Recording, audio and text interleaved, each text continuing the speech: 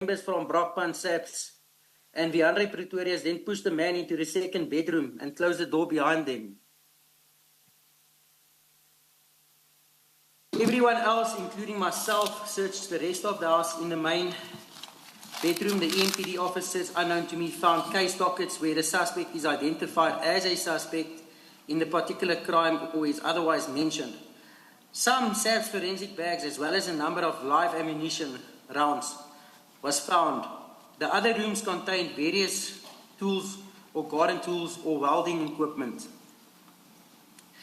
I then went into the bedroom where the suspect had been taken to by the Brakpan SAPS members with Viandre Pretorius. I noticed Viandre Pretorius, the suspect, with a plastic bag with the two SAPS Brakpan members assisting him from the right-hand side of the double bed. Tubing is where a plastic bag gets placed over a person's head, and that person gets suffocated to the point that he talks or cannot breathe, no longer breathe, and then obviously that we will, or they would obviously then ask him to talk to us, before, obviously to avoid this from taking place again. I entered the room and sat next to the suspect on the left-hand side of the bed. When Viandre stopped, I asked the suspect to tell me where the stolen stock was being kept. The suspect replied that he will show us. I picked up a wooden table leg that was broken from inside the room, held his legs down with it as to not touch him with my hands as he was wet.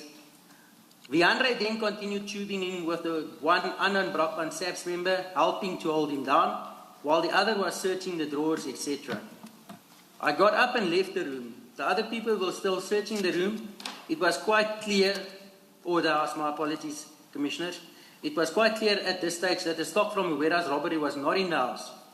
As I entered the passage towards the kitchen, I saw one EMPD officer taking a bucket of water to the room where the suspect was being kept.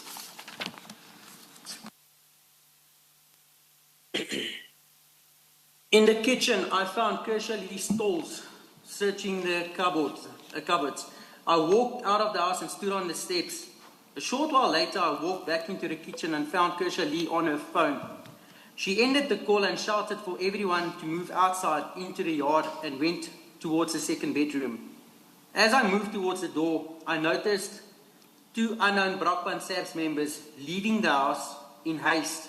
One of them was carrying a small black sports bag. I exited the house.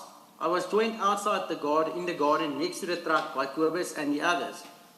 Shortly after this, Viandre and Kershaw Lee joined us.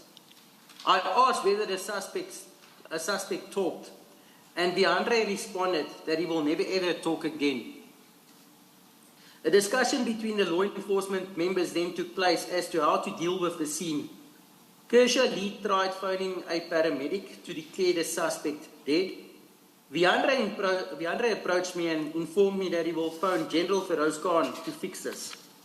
I in turn responded and said no, as this is Viandre's problem. He responded and said it's all of us in this, and if anyone talks, he will go to prison for killing them. I walked away from Viandre, and I walked away from Viandre as myself and Viandre have had issues in the past. I saw Yaku Hanekom walking towards us. Yaku then informed myself and Viandre that the chief will come and sort out the